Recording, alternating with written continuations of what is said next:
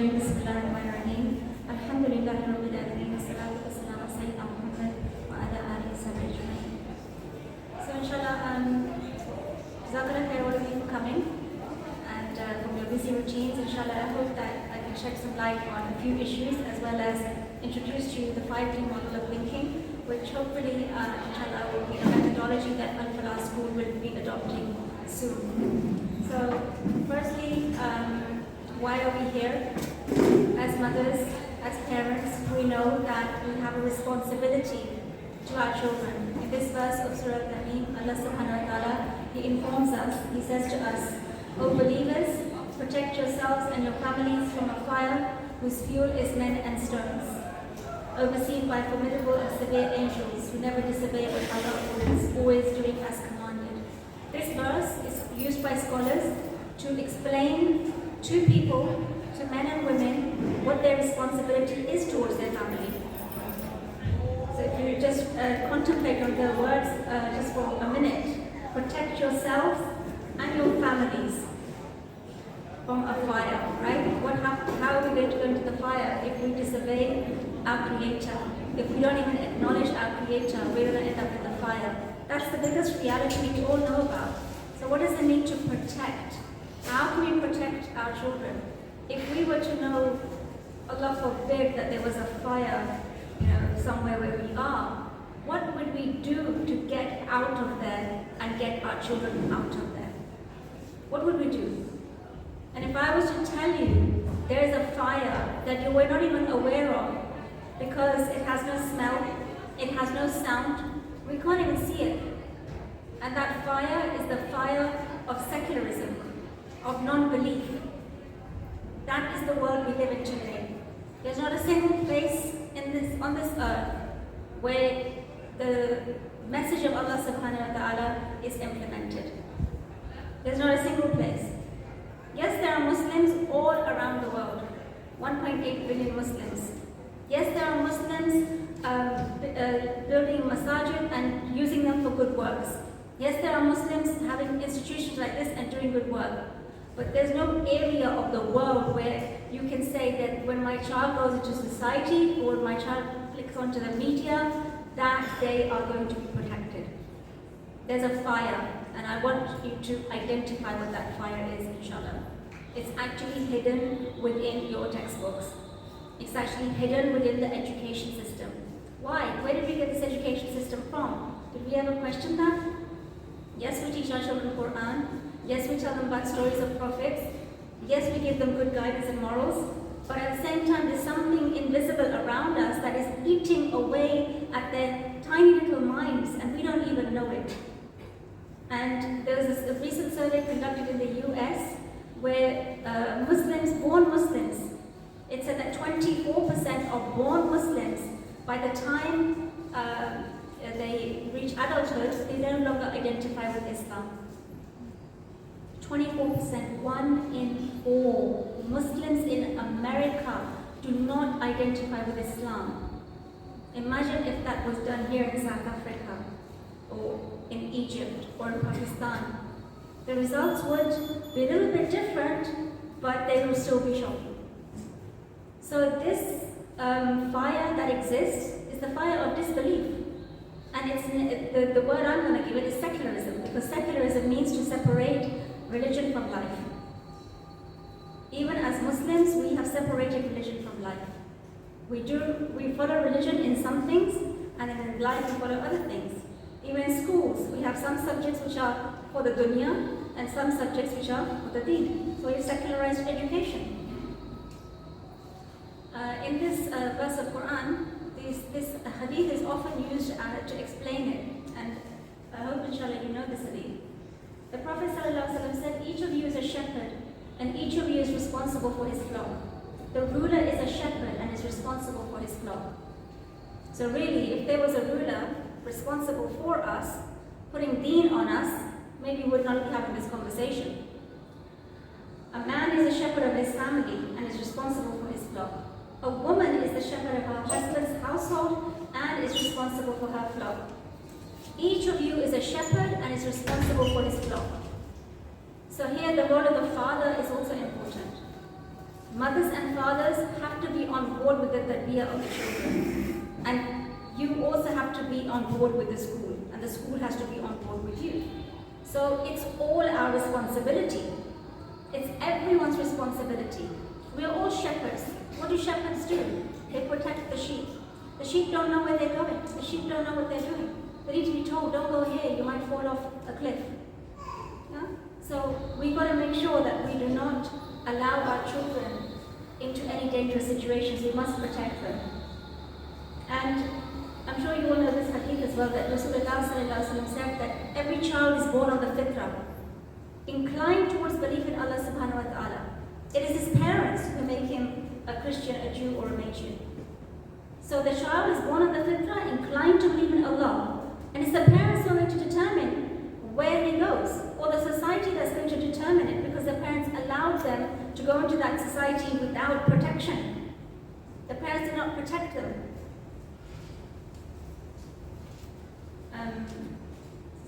In another hadith, Rasulullah said that the pen is lifted from three people: a sleeping person until he awakens, a child until he becomes an adult, and the last one's missing, sorry, an insane person until he becomes sane. The pen is lifted. There's no accountability. No bad deeds are written for a child until he is baligh. There's no concept of bad deeds for a child because he's not accountable.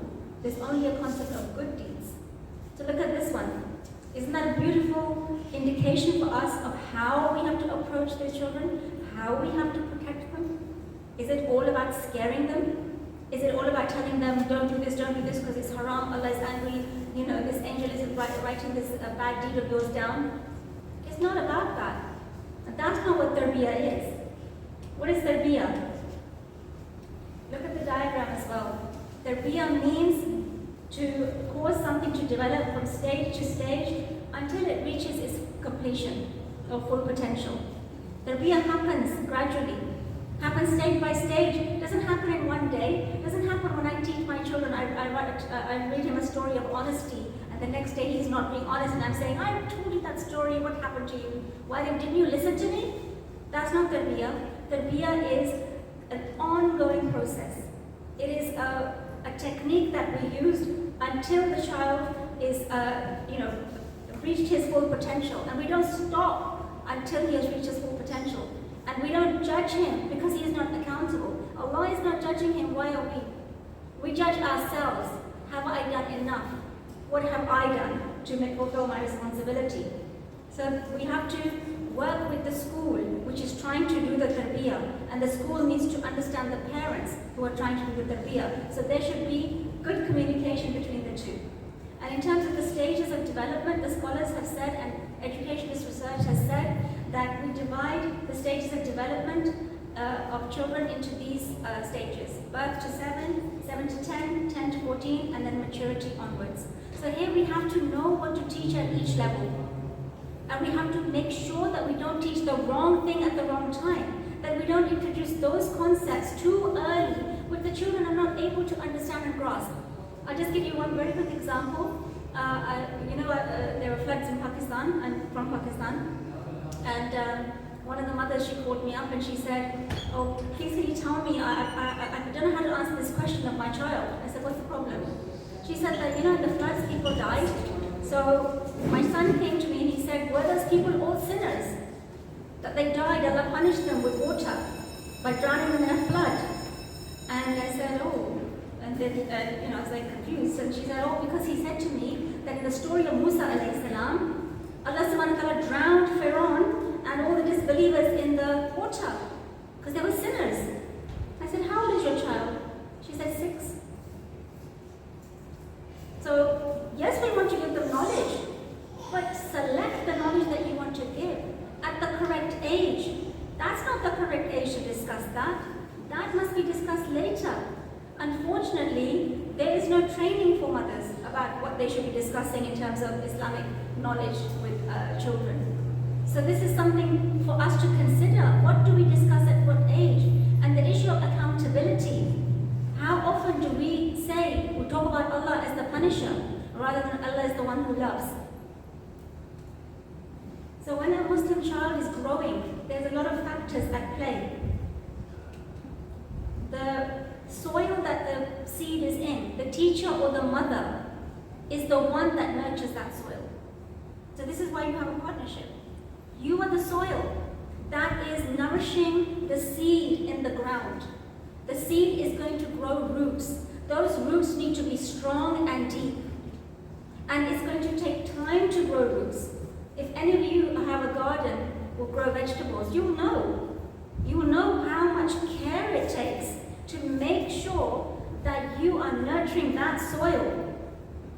Right? And then what is that? What are those roots that we're talking about? What is it? It's Iman. It's belief in Allah. That is the one and only thing that we need to be focusing on. Belief in Allah subhanahu wa ta'ala. And then after that, what will happen is that the trunk will grow. And the trunk is the understanding of the deen and Islamic values, rules and laws. But we are giving all of this first. Are we not?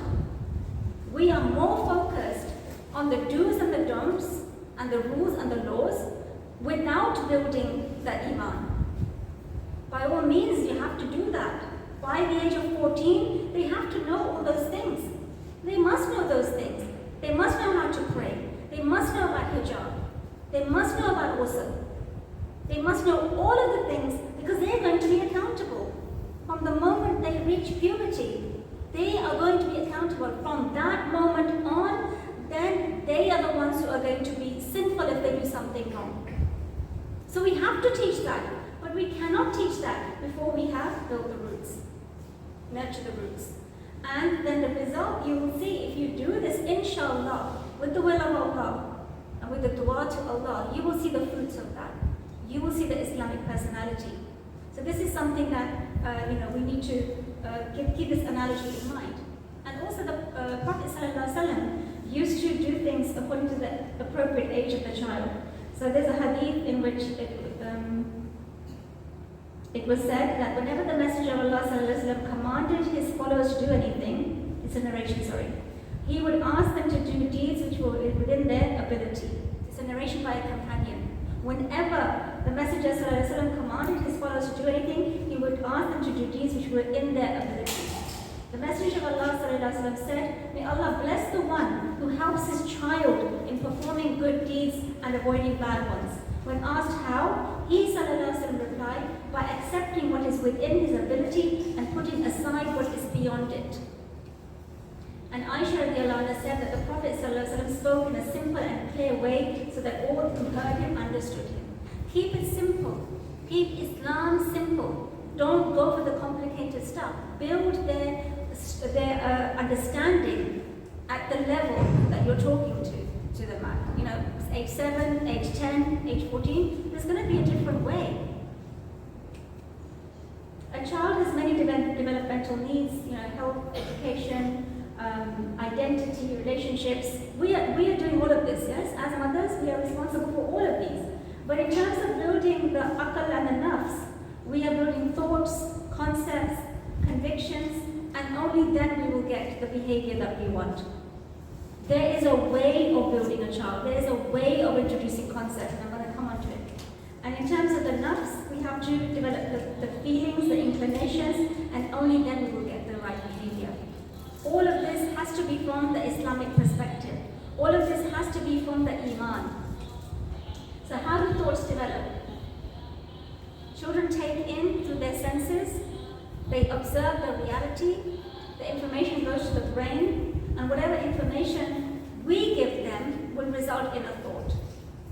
So what we give them is important if we want to build their thoughts. And when we build thoughts, we have to do it in stages. And we have to build conviction in those thoughts. Like I said, you don't just explain something once. You have to make something into a concept. So when we fast in Ramadan, nobody is there waking us up for suhoor, and nobody is there telling us, make sure you don't eat today because you're fasting. We're self-regulating. It's a concept for us, right? How did it become a concept? How do we gain conviction? By understanding its depth and doing it many, many times. So this is, again, with children, we have to make sure that we do this. So if the information they're getting is coming from this, what kind of thoughts and concepts are being built? How much screen time are we giving them unsupervised? I won't ask you to answer. So we need to build the foundation, the belief, make it unshakable. The word for belief is aqidah. Aqidah is known as the belief of the Muslims. And it comes from the root word of Arabic, aqada, which means to tie like a knot. You know in a shoelace, if you ever get a knot tied and you can't undo it, you have to cut it, right? That kind of knot. The belief should be that kind of knot. It should be unbreakable. You can't open it. You cannot shake the belief of a Muslim. That's what you want. Now how to do that? Now I want to give you this analogy of the poison in the textbooks, the fire that's around us that you don't even know. Does anyone know what this is? Water cycle. How do we teach the water cycle? What do we say? It goes round and round, the water heats up, and by the sun heats up the water, it goes up, then it condenses, then it rains, and then it comes down and goes again and again. What's wrong with this? We took Allah out of it. Alhamdulillah, you have identified it much quicker than the teachers. MashaAllah. Alhamdulillah. I'm really happy that you came up, you picked it up straight away. So this is one of the easier examples, but I just want to talk you through it, that the embedded concept in that is that there is a cause for everything. That the cause of the water rising is the sun. Okay? And the cause of the rain coming down is the precipitation. It's the condensation. Yeah? So the nature is a natural cycle which just happens by itself and is never ending, doesn't have a beginning, doesn't have an end. So this is a hidden poison which is going into the child's mind. And yes, you're not saying that there's no creator by teaching this. You're not saying that. But the message they are getting is that it can happen by itself. But the message we want to give is that nothing happens without the will of the Creator. That's the unshakable belief you want them to have. And we want them to, anytime they see anything, they see a leaf, they see a bird, they see a worm, they see anything, an elephant. We want them to look at that and acknowledge and understand that there's no way that came about without a Creator. So this is what the 5D model is about. We have 5 dimensions. 5 dimensions of thinking. So we have the analytical thinking starts off there. So here is where we teach the actual topic. By the way, this can be applied to any subject, but our main research is at the moment in science. So in science, for example, you study the universe, you study the water cycle, you study the carbon cycle, you study photosynthesis, you study metamorphosis, whatever you're studying. You teach it without the secular words, without the embedded ideology, without the nature, cause, and chance. You teach it without that. You say this is designed for this, and it was designed by the Creator, right? In the second stage, we compare the thing we are studying to something man-made. Okay, and I'll give you an example in a minute. Then in the third dimension, critical thinking, we ask them to question that this man-made thing, what went into making it, and this thing that exists, what went into making it.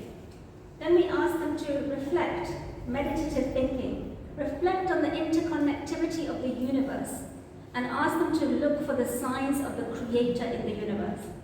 And in the moral thinking, the final dimension, we ask them to derive moral lessons from what they have learned. So it's a holistic methodology. It's a holistic approach. And to make it easy, we say explore, compare, question, connect, and appreciate. And I'll just run through a very quick example with you. So if we were to have a camel, right? We're studying the camel. So when we explore the camel, what do we know? Does anyone know any facts about the camel? What about them? It has double. Yes. It has 3 sets of eyelids. It has 3 sets of eyelids and 2 sets of eyelashes. So in a normal textbook, it would say the camel is adapted to living in the desert. It's adapted by having 3 sets of eyelids that keep the sand out, 2 sets of eyelashes. It can store food in its body. Its body is far away from the sand, so it doesn't get hot. It has padded feet, so its feet don't sink. Multiple things, right?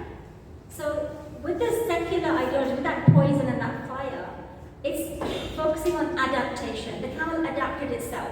It just knew that it had to adapt itself. Yeah? It decided one day, it's a bit hot, I need to grow my legs.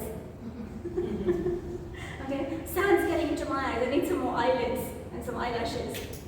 How ludicrous is that? How ludicrous is that theory? Okay? Okay, now what can we compare it to? Can you tell me? What can you compare something man-made? We've just talked about a camel living in the desert, padded feet, so it doesn't sink into the sand. It's a mode of transport. What can you compare it to? What is in the desert that is a form of transport that doesn't sink into the sand? The 4x4, the 4-wheel drive, right? So now, what's the history of a 4-wheel drive, you tell the child? Do you know who made it? The Spiker brothers. They made it 100 years ago. They designed a mechanism for the 4-wheel drive.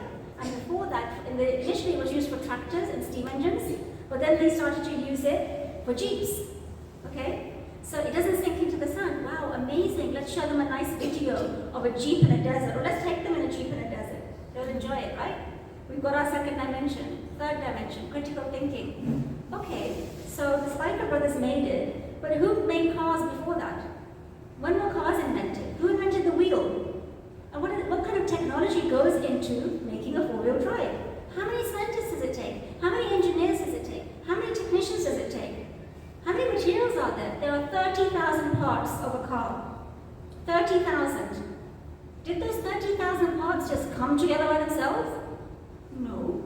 Somebody made it. Somebody put it there. So this camel, with all of these features, they just made themselves? How can you say that? How ridiculous. So you show them, you ask them to question critically that information and compare and contrast that. And then connect the camel. We need the camel for transport, right? Before cars, people used it as transport. The camel gives milk. The camel is a source of food. For us, the camel is a sort of source of entertainment, right? Because we go to the zoo or we go to the beach and ride a camel, okay? So this camel, it needs to eat the plants. Where do the plants come from? What's needed to make plants grow? You need the sun. The sun is connected to the plants. The plant is connected to the animals. The camel is connected to me. Everything's connected. Nothing is separate. The whole universe is connected. Now, what can you see in a camel that reminds you of the Creator? What is a camel? It's a useful animal, right? It's useful for you. So you see the mercy of the Creator who made that camel for the people of the desert. So the name Ar-Rahman, Ar-Rahim come to your mind. The milk that the camel gives has healing properties. So Al-Shafi comes to your mind. Allah is Al-Shafi, right? So here you ask them to derive those names just by looking at the camel. And we've done this with children and it works. Okay? Then the final thing, the appreciate. How are we going to appreciate the camel?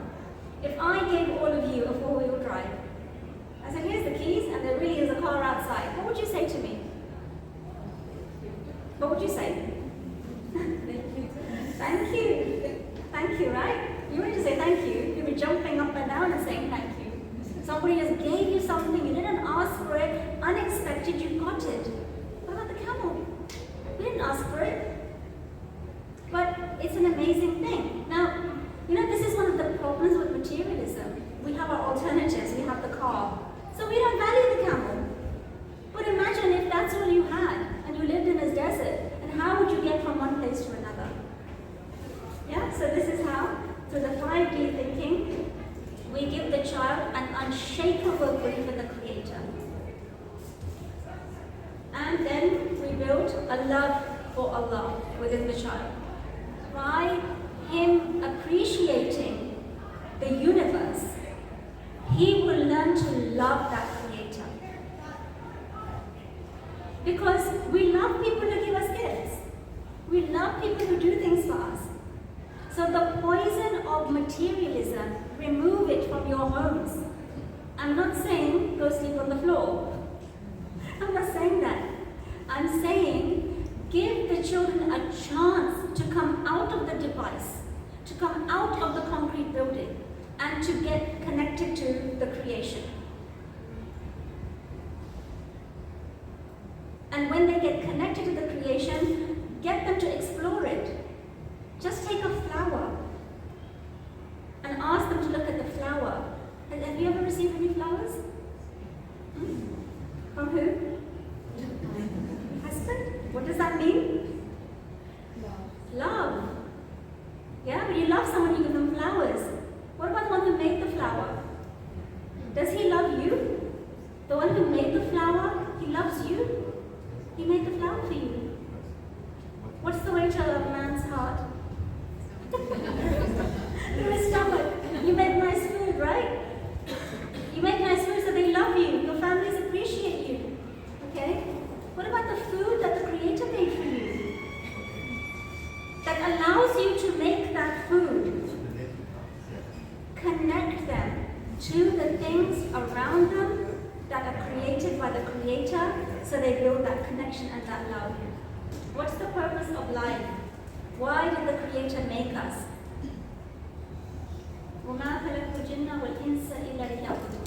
I have not created man and jinn except that they worship me. And worship means submitting. And you cannot submit to something you do not recognize or acknowledge or know or have conviction in. So if you want your children to follow what's in this verse, then build that in them. How would we build that?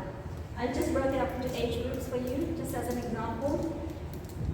Tell them, like younger children, just tell them that Allah loves you, so that's why you make him happy. Look how much he loves you, you give you strawberries. So, if I'm making a strawberry dessert, I will tell the child that, yeah, Mama made the dessert, but Mama couldn't have made it if there were no strawberries. And Mama couldn't have made it if Allah didn't give me the ability, the hands, the eyes, and the ability to do it. I didn't make this dessert. Allah made this dessert for you. Every single thing is attributed to the Creator. Can you make a dessert yourself? Are you the one who makes the dessert? Are you? You can have the irada, the will. I'm trying to make a dessert today. But whether that is the result of that dessert or not is dependent on the will of Allah. And from age 7 to 10, you can tell them about the good deeds, because from 7 you want them to do the good actions. So you say, oh, Allah subhanahu wa ta'ala loves this action that you did. And then from 10 to 14, then we talk about Allah wants us to listen to Him and obey Him, because here they're approaching maturity and they need to be acting upon different actions. But anyway, this is another long, there's many things that I could go on here, inshallah, but I'll just rush through it. And we have 3 relationships, all of us. We have a relationship with Allah, a relationship with ourselves, and a relationship with others. We all have that, right? So in all 3 relationships, we have to connect them to the Creator. The relationship with others is not without the Creator. It can't happen. The way we deal with each other, the way we deal with families, the way we deal with neighbors, the way we deal with school or teachers, it cannot be devoid of the relationship of Allah. Right?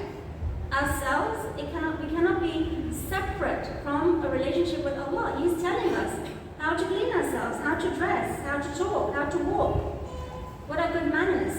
Okay, so in all of these relationships, we build the connection with the Creator. How long do we have? 5 minutes. Okay, I'm just going to quickly run through for you yourself.